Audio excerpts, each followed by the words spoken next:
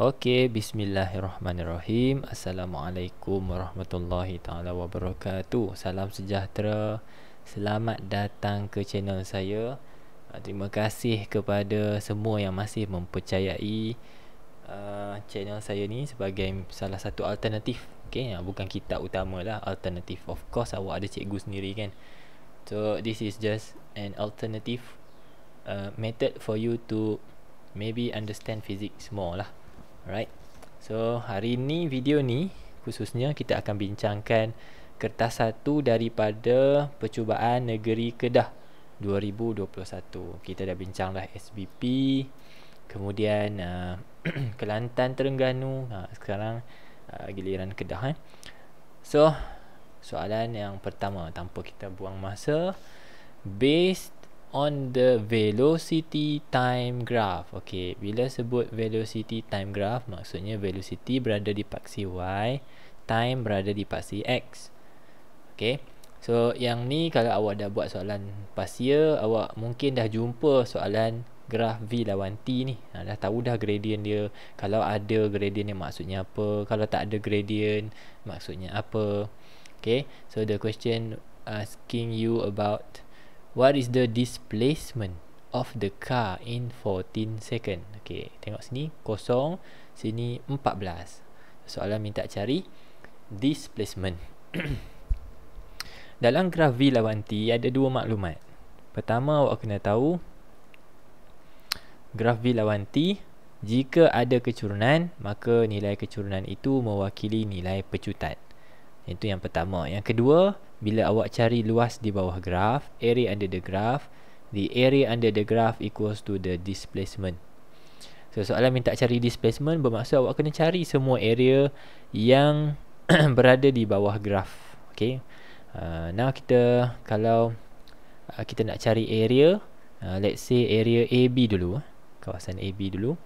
So untuk kawasan AB disebabkan segitiga, so setengah darab 10 darab 4. Okay, so luas AB kita dapat 20 meter. Okay, 20 meter. Macam mana tahu meter? Tengok, bila kita darab velocity dengan time, unit dia ya, meter per second untuk velocity, kita darab dengan time, time dalam second, kita cancel off, second tu kita dapat unit dalam meter. Itu membuktikan bahawa luas di bawah graf adalah displacement. Okay, continue. How about BC pula? Ni area di sini pula. Okay, BC tu segi 4 ya. So segi 4 senang je lah, 6 darab 10. Kenapa 6 pula? Kan ni 10. Okay, hati-hati kerana panjang ini adalah 6. 10 tolak 4, 6. 6 kali 10, 60. Okay, next, CD. CD juga segitiga, setengah darab dengan berapa tu? 2 darab dengan 10. Okay, dapatlah 10 meter. Okay, untuk bahagian CD. Last one, bahagian DE. DE juga segitiga, setengah darab dengan, tengok, negatif 10. Negatif 10. Okey, darab dengan 2, dapatlah negatif 10 meter. Betul ke? Okey, betul. So kita total up semua area under the graph. 20 campur 60 campur 10 tolak 10. Jawapannya 80 meter. Okey, hati-hati bila melibatkan area under the graph di bahagian bawah. Okey, pastikan anda menggunakan tanda yang tepat supaya mendapat jawapan yang betul. Nombor 4. Okey, diagram 3 shows two steel ball P and Q. Dua-dua ni adalah bola keluli. Okey, P dan Q drop from a building to the ground. Assume the air resistance is negligible. Maksudnya kita abaikan rintangan udara. Okay, P dan Q jatuh serentak. Which of the following velocity time graph shows the correct motion? V lawan T kalau ada kecurunan seperti saya mention earlier tadi, as I mentioned earlier, V lawan T kecurunannya adalah pecutan. So bila kedua-dua objek dilepaskan untuk jatuh, maka kedua-duanya akan memecut dengan pecutan yang sama, iaitu nilai pecutan graviti bumi, Earth Gravitational Acceleration. Okay, Earth Gravitational Acceleration, meaning to say nilai pecutan untuk kedua-dua, okay, pecutan untuk P akan sama dengan pecutan untuk Q, sama dengan G. Macam tu. Kalau awak nak nilai juga, maka sama dengan 9.81. Okey. So apa maksud kalau kedua-dua pecutan untuk P dan Q adalah sama? Bermaksud grafnya mempunyai kecurunan yang sama seperti mana jawapan B. Kecurunan dia sama. Kecurunannya sama. Untuk jawapan A ni maksudnya Q constant velocity, P juga constant velocity, pecutan kosong. Salah lah, mana boleh jatuh dengan constant velocity, jatuh dengan pecutan graviti. Anything atas permukaan bumi jatuh pada pecutan yang sama. Cumanya kalau dia sampai awal atau sampai lewat, semua itu adalah disebabkan oleh rintangan udara. Sama je kalau awak jatuhkan batu dan jatuhkan bulu ayam misalnya, kedua-dua akan jatuh dengan pecutan graviti bumi yang sama nilainya. Cuma batu sampai dulu kerana batu rintangan udaranya kurang. Okey, bulu ayam rintangan udaranya tinggi, jadi sebab tu dia sampai ke lantai ataupun ke permukaan bumi lebih lambat. Itu je beza dia. Tapi nilai pecutan sentiasa sama. Ini dapat dibuktikan jika eksperimen ni dijalankan dalam keadaan vacuum. Contohnya di bulan kan. Kalau kita jatuhkan dua objek ini di bulan, nescaya kedua-dua batu dan bulu ayam akan jatuh serentak dan sampai serentak. Kerana tiadanya rintangan udara. Okey, nombor 4B, nombor 5. Rajah menunjukkan dua sfera. R diperbuat daripada gabus, S diperbuat daripada keluli. S adalah steel, R adalah cork. Okey, gabus. Kedua-duanya bergerak dengan kelajuan 3 meter per saat. Okey, laju sama. Which comparison about the momentum is correct? Okey, momentum is the product of mass with its velocity. Ada dua faktor mempengaruhi momentum. Yang pertama adalah jisim, yang kedua adalah laju objek itu, velocity. So awak tengok velocity sudah pun di constantkan untuk dua-dua objek. R dengan S ada velocity yang sama. Apa beza dia? Bezanya adalah jisim. Kedua-duanya mempunyai jisim yang berbeza. Daripada soalan ni kita assume, boleh juga kan, kalau kita ambil gabus ni cukup jisimnya, boleh juga menyamai jisim sfera. Contohnya 1 kg gula sama tak dengan 1 kg bulu ayam? Samalah, jisimnya sama, jumlah je beza, jisim sama. Tapi dalam soalan ni mungkin kita anggap bahawa jisim sfera yang diperbuat pada gabus, jisimnya lebih kecil. Okey, jisim sfera yang diperbuat daripada keluli, jisimnya lebih besar. Jadi apa hubungannya? Semakin besar sesuatu jisim objek itu, maka lebih besarlah nilai momentumnya. Dengan kata lain, momentum untuk S adalah lebih besar dari momentum untuk R. Okey, so nombor 5 adalah A. Ingat ya, hubungan antara jisim dan momentum, dan juga velocity dan momentum. Sama juga kalau velocity dia tinggi, bermaksud momentumnya lebih besar. Tapi salah satu kena constant. Macam ni kan, macam ni velocity constant. Jadi kat sini kita ubah-ubah dia. Nombor 6. Force F acts on object of mass 3 kg on a smooth floor produces an acceleration of this much. What is the acceleration of the object of mass 5 kg if 2F act on it? Okay, kalau kita baca sepintas lalu, mungkin kita tak boleh imagine. So the best way of seeing this problem adalah dengan cara mungkin melakar atau melukis lah. Ada satu objek, dia kata jisimnya 3 kg, ditolak ataupun dikenakan dengan daya F. Macam tu. Dan apabila terkena daya F, jisim tersebut telah pun memecut dengan pecutan 4 ms negatif 2. Macam ni cara awak lukis. Okey. Dan telah diberitahu juga bahawa lantai yang kita gunakan adalah lantai licin. Smooth floor bermaksud tidak ada frictional force, atau frictional force sama dengan kosong. Ini situasi pertama. Okey, situasi kedua. Di atas permukaan yang sama, objek itu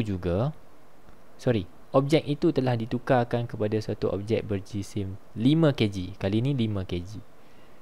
Ditindakkan dengan daya, tadi F kan, sekarang 2F. Soalan tanya, berapakah pecutan objek tersebut? Macam ni awak akan lebih dapat banyak gambaran lah. So of course, situasi yang kedua, frictional force juga sama dengan kosong, kerana masih lagi berada di atas permukaan yang sama. Dia tak mention pun berubah. So menurut Newton second law of motion, okay, resultant force equals to mass times acceleration. Dekat sini kita boleh cari nilai F yang terlibat. Berapa sebenarnya nilai force kat sini? Kemudian bila bertukar kes nanti, kita cuma darab 2 dan cari nilai A pula di sebelah kanan. Okey, kita cuba buat. Macam mana kita nak isi resultant force? Apa maksud resultant force? Daya besar tolak daya kecil. Itu yang the simplest way lah. Dia punya shortcut dia kan. Ataupun daya kanan tolak daya kiri, atau daya kiri tolak daya kanan. Dalam kes ni, objek bergerak ke kanan, bermaksud F lebih besar daripada F kecil ni, frictional force. So F tolak kosong, sama dengan jisimnya 3, darab pecutannya 4. Tutup mata pun nampak dah berapa jawapan. 3 kali 4 12. Jadi apabila F sama dengan 12, berapa nilai 2F?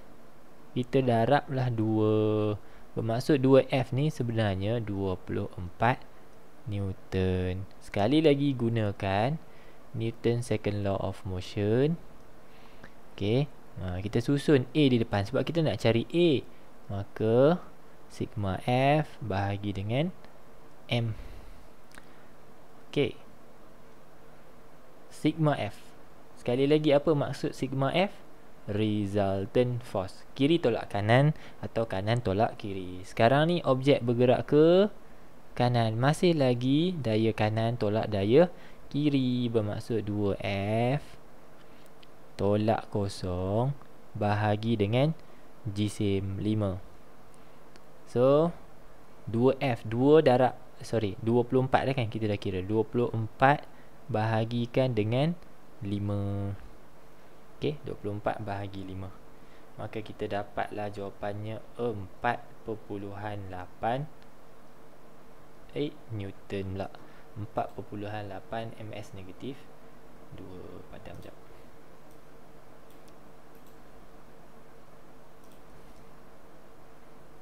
Mana dia?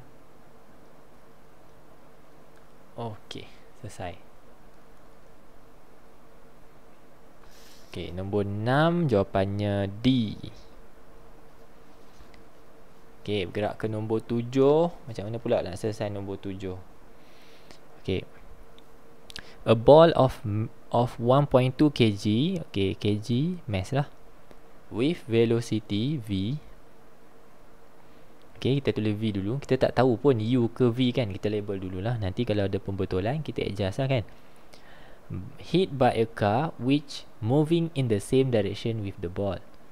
Okay, the velocity of the ball increases to 10 meter per second in 0.5 second. Okay, yang ni time. Sekarang ni kita jumpa lagi satu velocity. Rupa-rupanya 4 tadi hal laju awal, jadi bukan v, ianya u. Yang ni lah kita punya v, hal laju akhir. Bila kita baca ABC kan, u, v, w, x, y, z, u datang dulu. So u adalah initial velocity, v adalah final velocity. Soalan minta cari apa? What is the impulse? Ingat, impulse ada dua formula. Ft sama dengan mv tolak mu. Okay, Ft sama dengan mv tolak mu. Okay, sekarang ni kenapa saya cakap dua? Sebab awak boleh kira impulse daripada dua-dua bahagian formula. Given that awak ada maklumat tu. Sekarang ni kita tak ada maklumat force. Force kita tak ada maklumat dia dalam soalan. Maka memang kita tak qualify untuk guna, ataupun formula sebelah kiri ni tidak akan membantu kita selesaikan soalan ni. Sebaliknya di sebelah kanan ni kita kena guna. Okay, so buat sama dengan mv tolak u tutup kurungan pun boleh juga, lagi senang. Okay, jisim berapa? 1.2, hal laju akhir 10, hal laju awal 4. 1.2 darab dengan 6, dapat apa? 7.2 Newton second. Dalam kes ni Newton second lah, sebab pilihan jawapan dia Newton second. Ataupun boleh juga awak tinggalkan dalam unit kg ms negatif 1, sebab kg adalah unit untuk mass, ms negatif 1 adalah unit untuk velocity. Samalah tu. Okay, sebab ni kan kita darab mass dengan velocity. Ini mass, yang ni velocity. So either one accepted. Okay,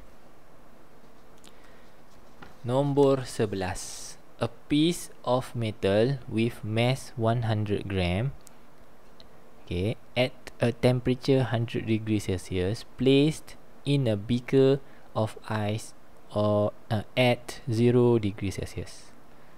10 gram of ice has melted while the temperature of the metal decreases to 60. Nampak? Suhu awal dia 100, suhu akhirnya 60. What is the specific heat capacity of the metal in ini unit biasa dia lah. Okay, given that latent heat banyak ni. Okay, macam mana nak selesai soalan ni? Kita akan pakai formula Q sama dengan MC delta theta. Okay, sebab soalan tanya what is the specific heat capacity. What is the specific heat capacity? So kita letak C di depan lah. C sama dengan Q bahagi M delta theta. Okay, sekarang dia nak metal punya. Hati-hati ya. Dia nak nilai C untuk metal. Maka jisim ni adalah jisim metal. Ada tak? 100 gram. Okay, 100 gram. Tukar pada kg. 1, 2, 3. 0.1 kg. Ada tak maklumat perubahan suhu? Ada. 100, okay, decrease to 60. So perubahannya adalah berapa? 40 degrees Celsius. Okay, the only problem yang kita ada kat sini adalah Q. How do we find Q? Macam mana kita nak cari haba yang dibekalkan ataupun haba release, okay, untuk menyebabkan temperature tadi berkurang. Okay, so cerita dia adalah Q ini sebenarnya berasal daripada, okay, specific latent heat yang berlaku. Ice tadi tu yang telah pun melted, the ice has melted, and jumlah haba untuk mencairkan ais tu sama dengan haba yang digunakan di sini. So separately kena kira Q dulu, equals to ml. Yang ni milik ais. So jisim ais adalah 10 gram ni kat sini 10 gram. So tukar pergi kilogram 0.01. Betul ke? 1 2 3 betul. Okey. Kemudian darab the latent heat of fusion of ice 3.34 darab 10 kuasa 5. Dapatlah kita nilai haba yang dilepaskan. Ais mencair, haba yang diserap. Okey. 3340 joule. Then only kita gantilah dekat sini 3340. Okey, C sama dengan 3340 bahagi dengan 0.1 kurungan 40 kurungan. Okey, macam tu. Dapatlah nilainya 835. Okey, J kg negatif 1, degree Celsius negatif 1. Okey, jawapannya B. 11 adalah B. Alright. Next, 13. Diagram 6 shows the displacement time graph of a wave. Okey, ni kita ada satu waveform dan graf itu diberitahu bahawa graf displacement melawan time. Ingat je, bila berlawan time kita boleh cari nilai period, kita boleh cari nilai frekuensi. Sebab period adalah derivation of a time. Period tu maksudnya masa yang diambil untuk membuat satu ayunan lengkap. Kan masa tu, so dia terkait dengan masa. Ingat bila graf tu against time, kita boleh jadi cari period. Kalau dia against distance, maka kita boleh cari wavelength. Alright. So back to the question, what is the frequency? Soalan suruh cari frekuensi. Hubungan frekuensi dengan period adalah frekuensi equals to 1 over period. Cari dulu period dalam rajah 6 ni. Kembali kepada apa yang saya sebut tadi, period adalah time taken for one complete oscillation. Apa maksud one complete oscillation? Ni dia. Half. Allah, buruknya. Saya ambil highlighter tu. Padam. Alright. Kat sini This is one complete oscillation. Bentuk dia bentuk S tu. S yang sedang tidur. This is one complete oscillation. Dalam graf ni ada two complete oscillation. Ni one, this is another one. Tepi dia tu. So kita bukan nak kira ataupun nak label kat mana-mana. Kita nak tahu masa. Sebab kita katakan period adalah time taken for one complete oscillation. Untuk dia buat daripada sini sampai ke sini, berapa masa yang diambil? Dari sini pergi sini, berapa time dia? So kalau ada dua macam ni, 0.8, maksudnya tengah-tengah 0.4 second. 0.4. Dapatlah kita 0.4. Maka frekuensi sama dengan 1 bahagi 0.4. Okay, macam tu. Tolong ingat soalan ni senang je ni. Kalau tak boleh buat, rugi sangat. Okay, sangat rugi. 2.5 Hz. Kena faham dulu apa maksud period dan bagaimana nak cari kedudukan period pada graf displacement time. Okay, 14. Diagram 7 shows an interference of sound wave emitted from two loudspeakers which are coherent. So yang ni fenomena interference. Okay, kedua-dua speaker menghasilkan waveform masing-masing dan berlakunya beberapa fenomena di situ dipanggil constructive interference dan juga destructive interference. So untuk mencari point di mana constructive interference berlaku, mestilah awak merujuk kepada titik di mana crest overlap with another crest ataupun throw overlap with another throw. Okay, yang ni, titik ni yang perlu awak fokus. So macam mana nak cari crest? Awak tengok kat sini, crest dilabel sebagai garisan solid. Throw dilabel sebagai garisan putus. Kita tengok satu-satu. How about P? Macam mana dengan P? P tu persilangan di antara dotted line dengan dotted line. So dia adalah true bertemu dengan true. Betul ke konstruktif? Betul. Titik P adalah titik konstruktif. Jawapan yang tak ada P, kita padam, buang. Padam. Tak ada. Terus dapat jawapan. Okay.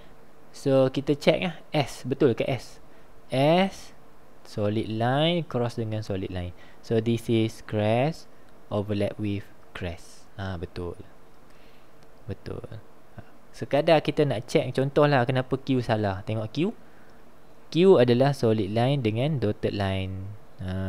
Crest bertembung ataupun overlap dengan throw. Yang tu destruktif nama dia. Begitu juga dengan satu lagi lah, R ni. Baik. 17. Which of the following ray diagrams produce image that is virtual, upright and bigger? Okay, kena suits all the characteristics of image kat sini. Then awak dapat jawapan dia lah. Okay, kita cubalah. Cuba A.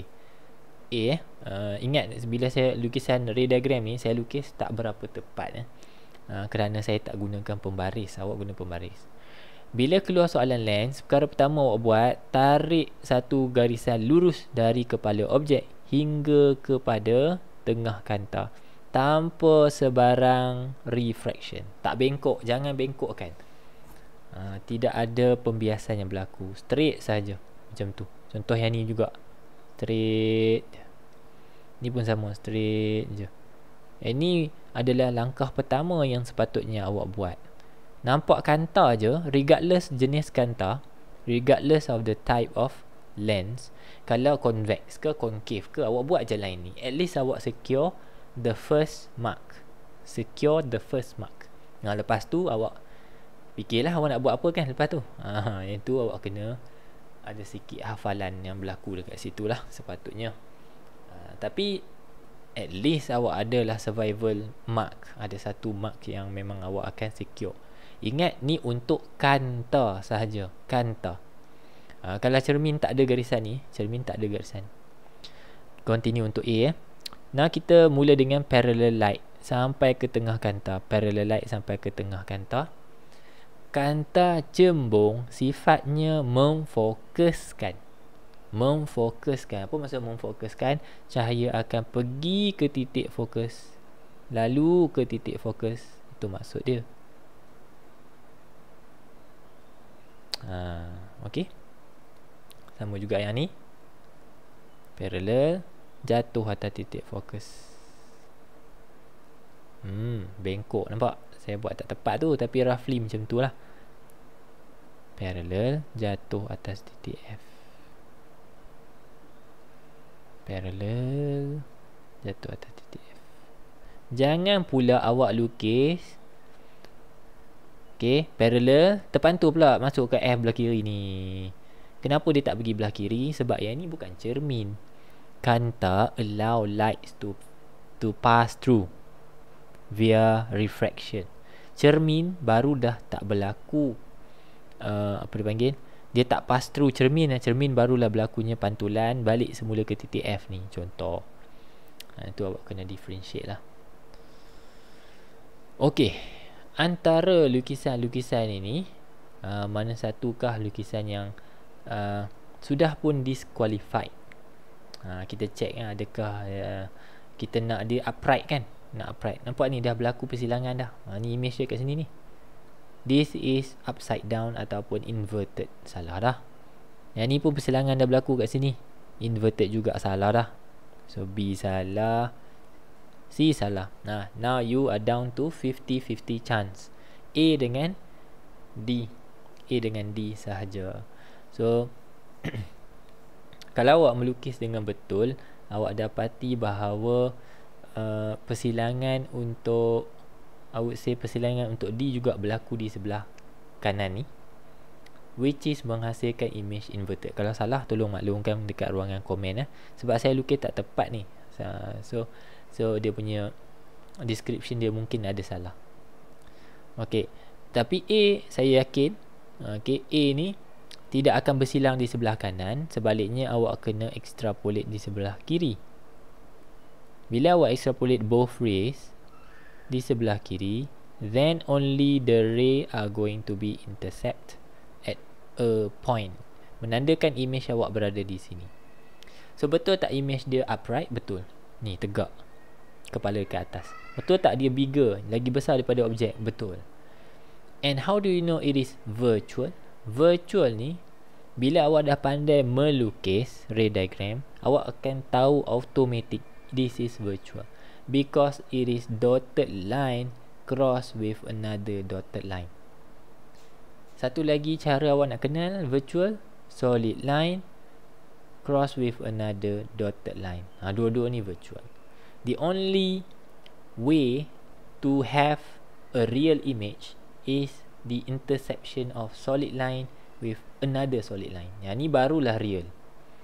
Contoh macam C. C ni solid line dengan solid line, real. B ni solid line dengan solid line, real juga. Macam tu. Okay, so jawapannya adalah A. Kalau tak puas hati, awak boleh lukis semula, pastikan ukuran dia betul lah, baru dapat. Alright, nombor 18. An object placed 5 cm, object so this is U, in front of a convex lens. Okay, ingat bila convex lens, F dia positif. Okay, dia bagi nilai focal lengthnya. So focal lengthnya tak ada masalah, 10, bukan negatif 10, sebab convex. Kalau concave, barulah F dia bernilai negatif.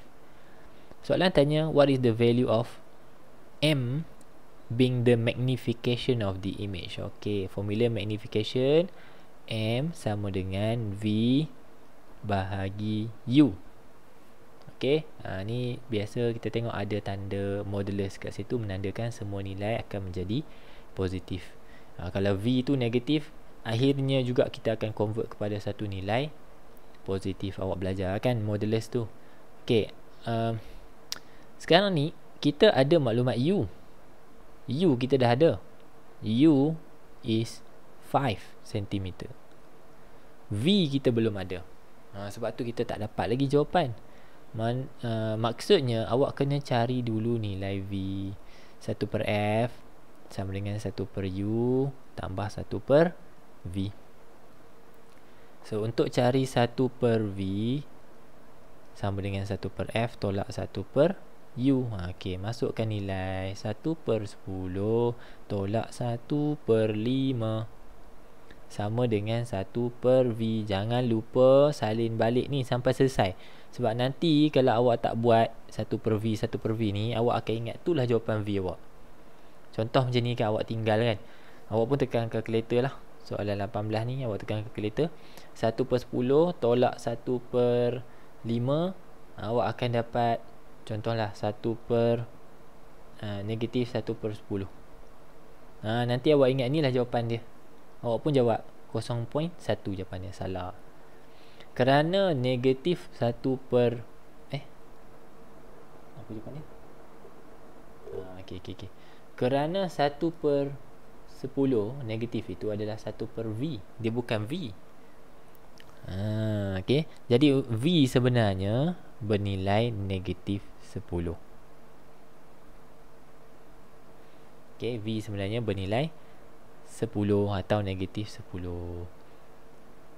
Okay, macam mana dapat? Ni saya dah ajar dah. Kalau kita nak terbalik belah kiri, kita juga kena terbalik sebelah kanan. Kalau awak tak pandai, buatlah darat silang ke apa kan, ikut kemahiran yang awak ada lah. So negatif 10 cm bahagi 5, kita moduluskan, maksudnya nilai akan jadi positif lah. Okay, dapatlah magnification 2. Apa maksud magnification 2? 2 kali ganda. Size image adalah 2 kali ganda kepada saiz objek. Kalau dia bagi tinggi objek 5 cm, maksudnya tinggi image 10 cm. Macam tu. Tu maksud magnification equals to 2. Okay, berapa banyak penggandaan yang telah berlaku. Okey, 20. Diagram 11 shows a box being pulled by a man. The frictional force acting on the box is 4 Newton. Okey, ni dah label dah ni.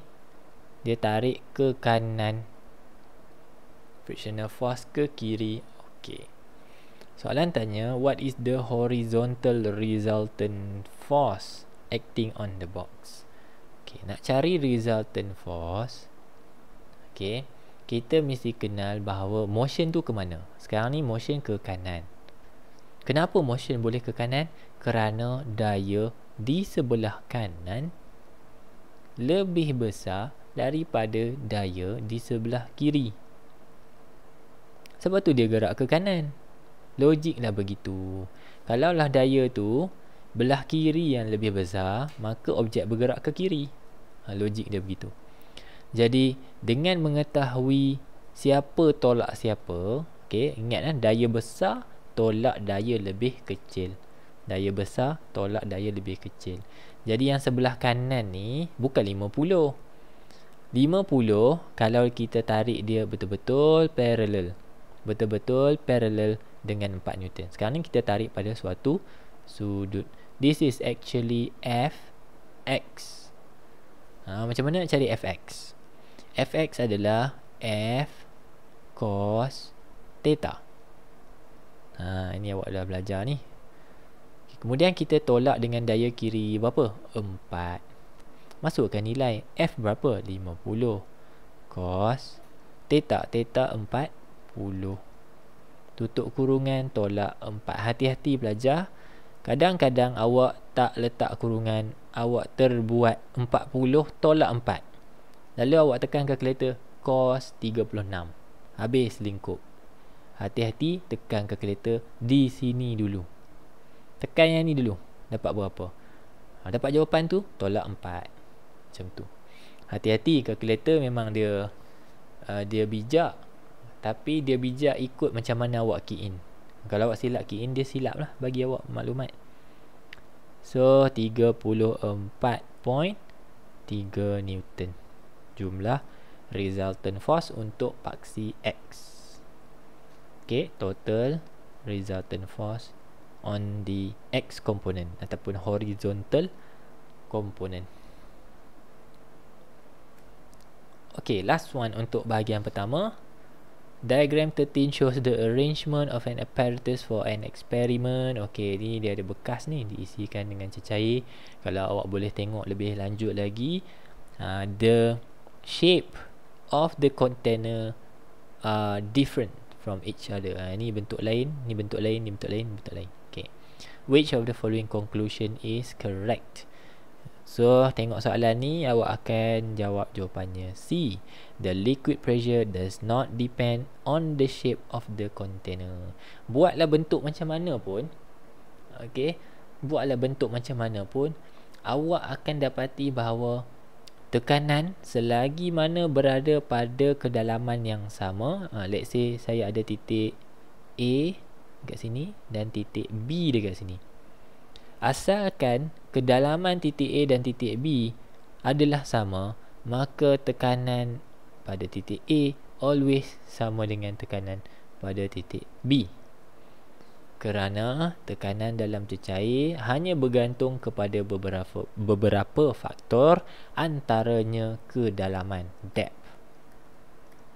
Tak ada kaitan dengan shape of container. Ada, yang ni density, ini gravitational acceleration, yang ini depth. Tak ada kaitan dengan bentuk container tersebut ataupun bentuk bekasnya. Yang ada kaitannya adalah cecair hanya mengikut bentuk bekasnya. Satu lagi, aras, kalau all the shape were open end, semuanya terbuka, aras air akan sentiasa sama. Okey, yang ini pula adalah kerana kesemua permukaan terbuka tersebut ditindakkan oleh jumlah tekanan yang sama. Masing-masing 4 bekas ni ditekan daripada atas dengan satu jumlah tekanan yang sama. Apakah tekanan itu? Dipanggil tekanan atmosfera. So tekanan atmosfera berapa nilai dia? Okey, 76 cm merkuri. So kalau semua tekanan sama, maka aras cecair juga adalah sentiasa sama. Unless permukaan tu atau kontainer tu dia close, dia tutup. Yang ni semua open end. Okey, saya rasa itu sahaja untuk bahagian pertama. Terima kasih kerana sudi belajar guna channel saya. Teruskan menyokong, jangan skip ad lah, okay? Bagilah sikit rezeki kat saya, mana tahu saya boleh upgrade apa yang patut sebagai reward lah. InsyaAllah saya doakan semuanya berjaya. Teruskan dengan komitmen anda, buat soalan pasir banyak-banyak. InsyaAllah boleh membantu awak untuk berjaya menjawab fizik. Okay? Saya doakan sentiasa awak dimurahkan rezeki, diberikan kesihatan yang baik untuk teruskan momentum ini. Jumpa lagi dalam bahagian 2. Boleh share, boleh like, boleh komen dekat bawah kalau awak suka. Terima kasih. Jumpa lagi. Assalamualaikum. Bye bye.